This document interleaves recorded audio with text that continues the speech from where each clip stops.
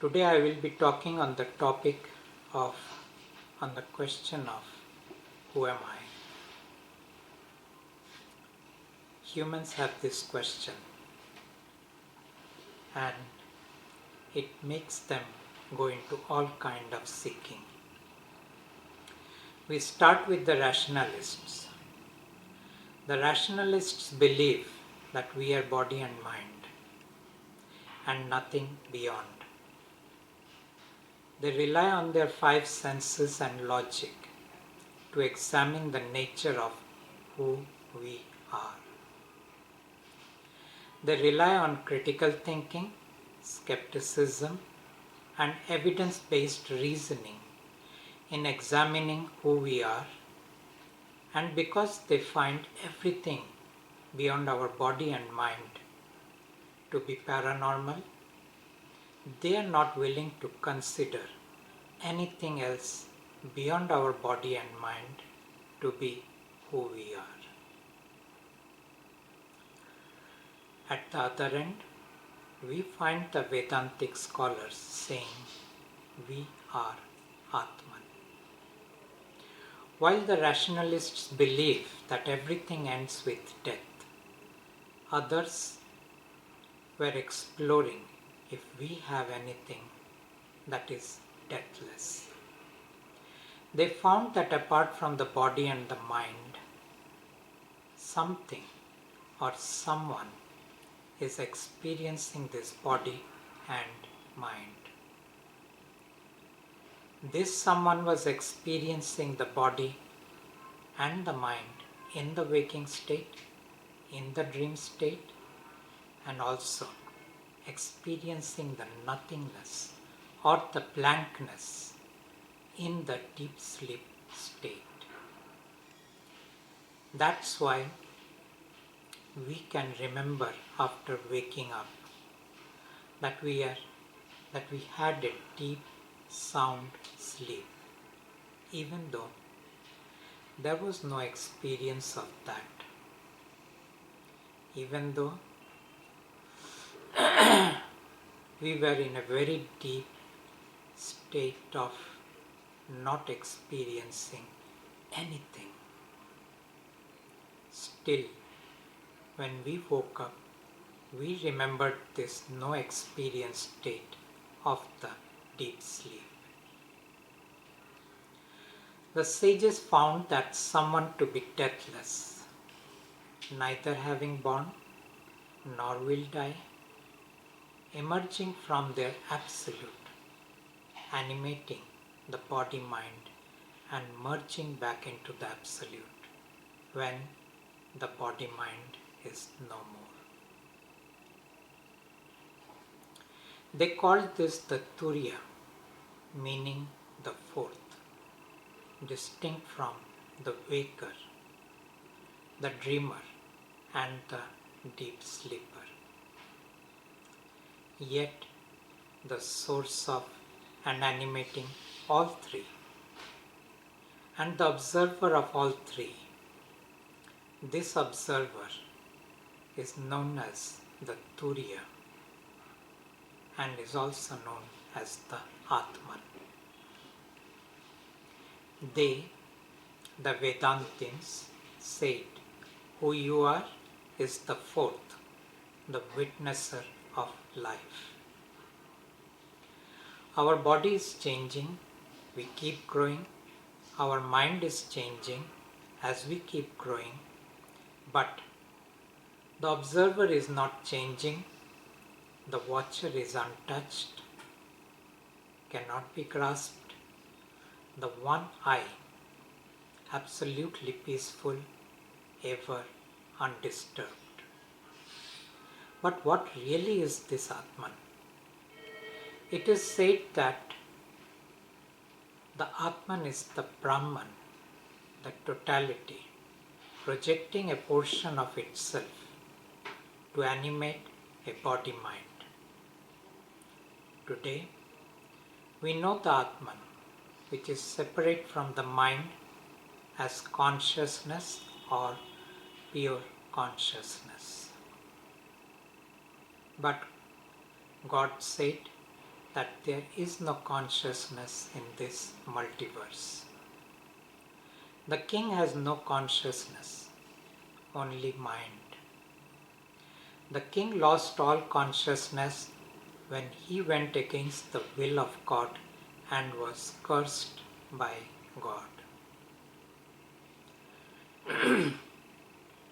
So, if Atman is not consciousness, then what is it? Is it Atma, the soul? But God is saying no. The souls are the children of God who were pushed out by God, along with the king, to play the game of creation in this multiverse.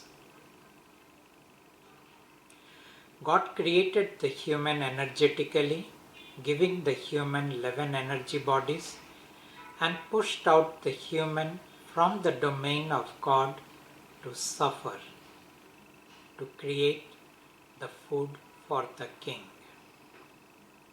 The king completed the human by giving it body and mind, in addition to the energy bodies which were given by God. Now the human was ready to come alive. In order to create suffering and pain, the soul, along with other souls, writes a script and puts the breath in the human. The moment the breath is given, the spirit comes and delivers the life force. The spirit molds the body and the mind of that individual according to the storyline. The spirit gives the nature and structure of the body and the strength and the weakness of the mind, gives ability and skills to the body and mind, gives disease and healing, and keeps adjusting the life force according to the storyline.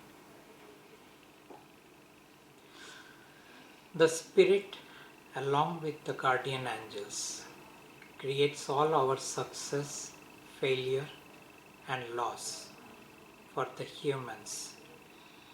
How easy or difficult the life would be for the human.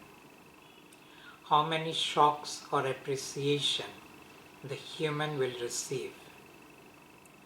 The spirit makes the human materialistic, religious, or spiritual. Decides how much freedom or bondage the human will have. Delivers enlightenment when it is time to deliver, all according to the storyline.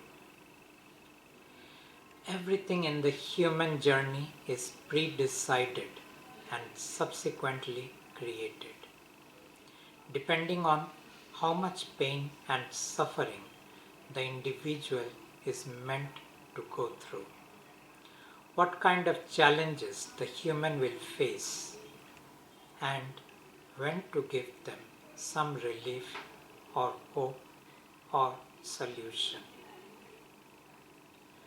The human is always given the impression that you have free will and you can create your life as you want. It is only on close examination that the human realizes there wasn't anything that he could do. All his thoughts, feelings, and emotions were not his own, and neither was willfully created by him. He neither could create them willfully, nor could stop them from happening. His energy and drive, or lack of energy and drive, was not created by him. This spirit is the observer, the watcher, the one who remembers everything, the Atman. The Atman is not Atma or the soul. If the spirit activates your first energy body, your mind goes into silence and peace. If the spirit activates your second energy body, your mind goes into bliss and exuberance. But the spirit activates your energy bodies only if it is in your storyline and not because of your spiritual practices.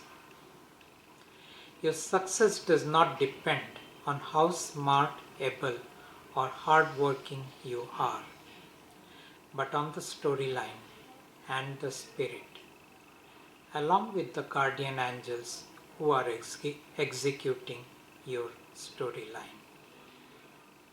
When you die, the spirit goes back and merges into the matrix, the Brahman, from where it came. The matrix is the mind of the king. Spirit arises from the matrix and creates the body and mind of the human according to the storyline and executes the storyline. So coming back to the question of who you are your body, the mind, the spirit, and the energy bodies. When you die, the body is uncreated, spirit goes to the matrix, the energy bodies move to the next incarnation, and a new spirit comes in the next incarnation from the matrix, creating a new body and mind in line with the next storyline. I hope now you have a better understanding of who you are. God bless you.